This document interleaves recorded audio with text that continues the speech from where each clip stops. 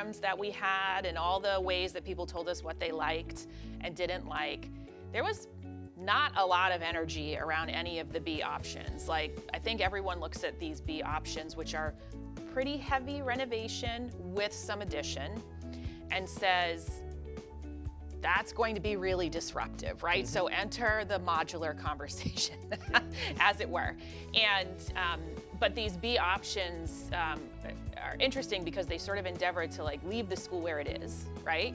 And mostly, and add to it to meet the ed plan. So that's the shift from A to B in my mind. Am I thinking about that the right way? No, that's exactly correct. And when you can think about the A option as being, we're just fixing exactly what is here, and there's really going to be no tangible change in terms of the building environment.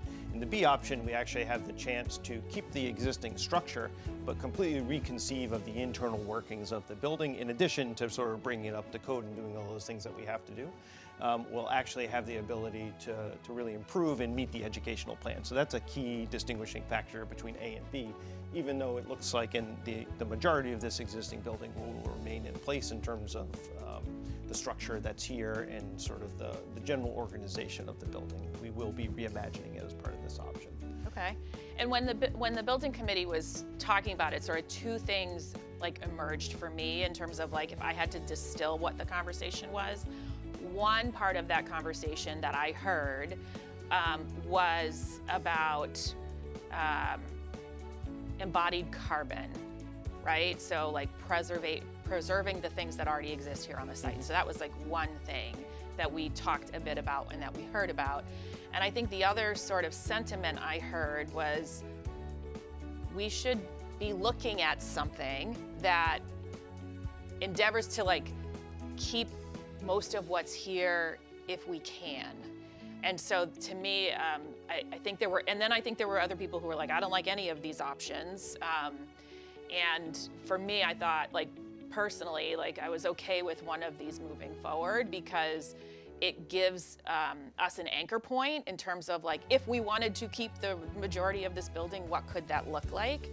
Where if you like sort of cast out all the Bs, like, and there were many of them, you sort of lose that opportunity to have that point of comparison moving forward. So before we like dive into some of the features of this option, can you talk about embodied carbon and why that was so important to some of the members of the committee? Because I don't, like, it's not a world I live in, so I'm learning about embodied carbon and like how it fits into building projects. So can you just give us a 10-second pitch? Yeah, no, sure. I'll try to demystify that a little bit because it is a buzzword of sorts, but it's a good buzzword in terms of trying to understand what it's getting at. And a lot of times we say that the greenest building that we can build is the one that we don't have to build from scratch. If we can reuse some portions of existing building, there's a real environmental benefit to that in the long run.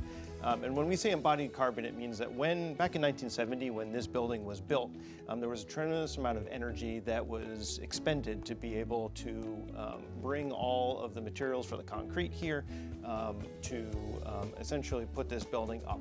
There's lots of concrete in this building. Lots of concrete, which is a very high embodied, carbon embodied energy type of material because there's a lot of heat that is used to actually generate it and get it to here on site, transportation.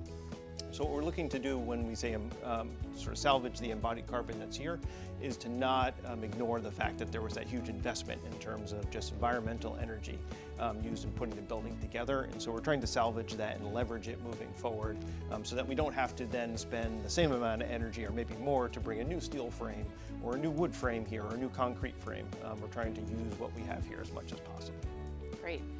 And I think the other thing that's maybe worth noting about sort of keeping this option is that this option that we're looking at here would preserve Edgerly Fields, albeit a renovated version of Edgerly Field, but it would preserve the parking like where it is. It would preserve Edgerly where it is. And then in this option we're basically going up, right? So we're saying footprint as it exists today, plus on top, right? Correct. And it's an important thing to keep in mind is that the educational plan and the educational program as laid out means that there needs to be more space here than exists in this building currently today. Potentially 120,000 square feet of additional space. So the B1.2 option that was selected does suggest that over the B wing, as well as the existing D wing, which is where the cafeterias as well as some of the PE spaces are, that we'd be building up 2 additional stories on top of the existing structure. And that's where we would get that additional space that we need to provide. And just for context, that additional space is a combination of right-sizing spaces that exist in the high school today, like our CTE programs, which are dramatically undersized, like our special education program, which is undersized here, and then also sort of centralizing and co-locating our early childhood offering that is currently sort of scattered about the district and giving it like a real home and an anchor where they're not being displaced every year by the trends that are happening in our elementary schools. So, and then finally bringing onto campus our students from Curtis Tufts who have every right to access all of the programming here in various ways, whether that's like during the school day or in an after-school capacity. But it's really hard right now for that to be a reality because they are stationed all the way across the city. So all of that programming coming here in a space and in a way that serves students at Curtis Tufts and the needs that they have is like the other big thing when we talk about addition that we're talking about here.